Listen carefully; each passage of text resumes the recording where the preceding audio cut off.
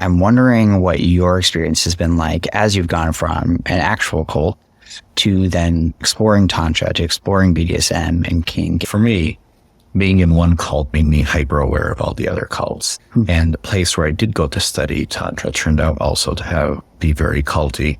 And a lot of other personal development places I went and I peeked into over the time, I just found it. I just found those vibes are everywhere. And in the BDSM world in a different way, it might not be your typical cult, but there's power dynamics there. And when there's power dynamics, people are going to take advantage of those power dynamics.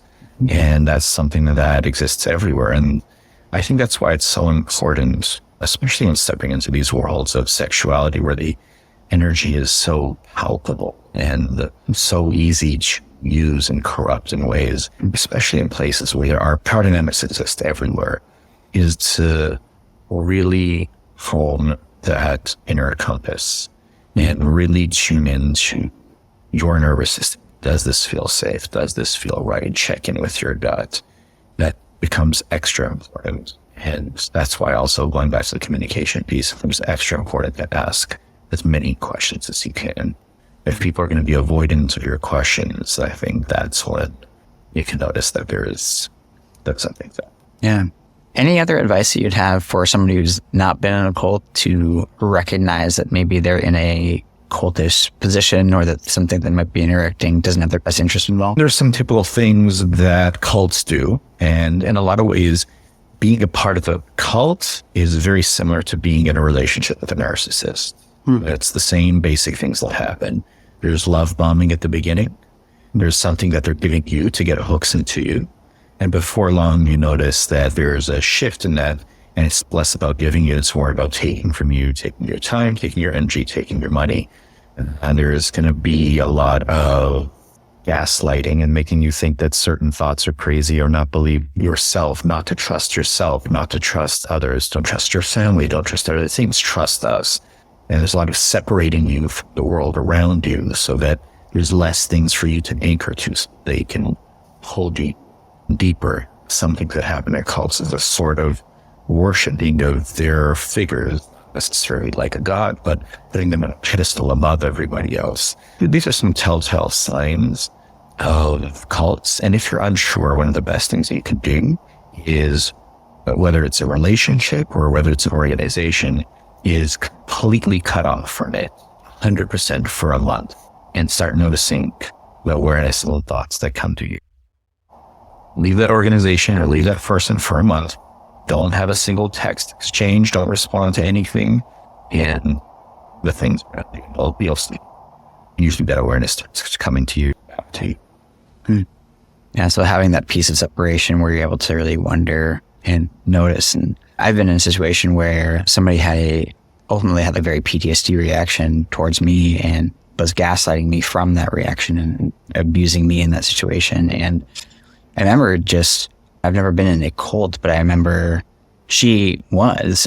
And after we separated, and I had to take 3 days just to ground myself and talk to a couple other friends and go over what was going on and understand what was happening for me, because it was so disorienting, just that one interaction. So I can only imagine what it was like to be deep in something like that for so long, right? Where it's like, to your point, I think one of the early things you said was you actually give up your conscious thought, right? You give up your ability to think for yourself in that space, to go that deeply. That I imagine can only be that inner compass on a deep level that pulls you out of that. Yeah. You start noticing the patterns more when you're not constantly bombarded by the systems of manipulation and control that they have you under. You start hearing your voice again instead of only their voice. Yeah. Yeah. It makes me think too, I had this idea that I was laughing about in my head while we were talking, because I was like, oh, I want to write this book called Everything's a Cult. And then I was like, maybe I should just write at least like a chapter, an article first before I write the book. But yeah, that's something that I always feel like too, is somebody who I didn't grow up in a cult, but I grew up in a conservative religion.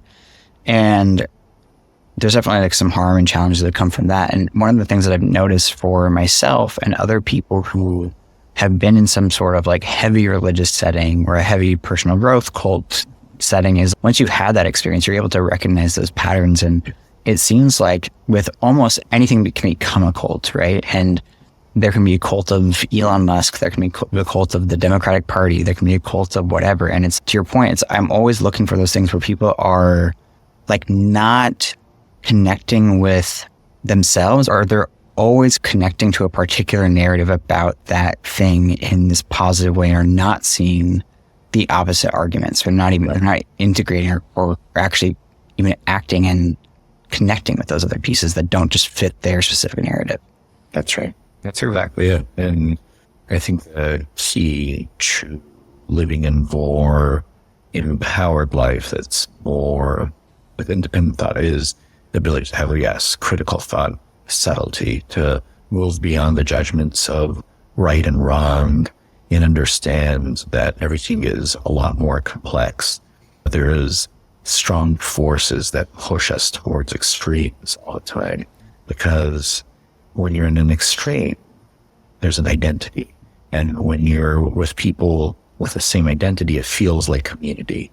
So while I live beyond these communities, the far left and the far right, or however you want to say that's political, but it exists everywhere, one religion or another religion, or being an ardent atheist or whatever.